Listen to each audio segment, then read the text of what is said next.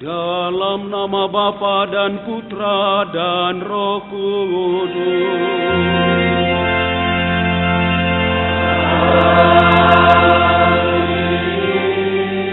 Kasih karunia, rahmat dan damai sejahtera dari Allah Bapa dan Putranya Yesus Kristus besertamu.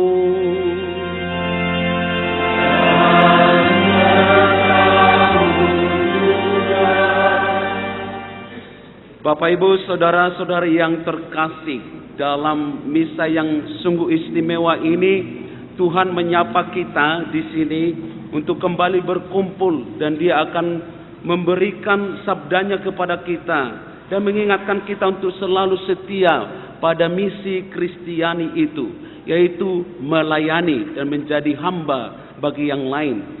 Itu ukuran yang bisa dikenakan kepada kita sebagai orang Kristiani, sebagai pengikut Tuhan.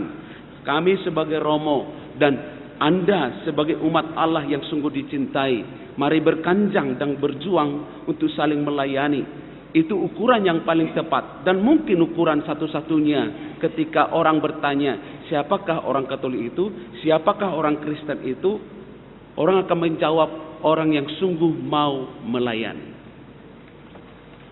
Saya mengaku kepada Allah yang Maha Kuasa dan kepada saudara sekalian bahwa saya telah berdosa dengan pikiran dan perkataan, dengan perbuatan dan kelalaian.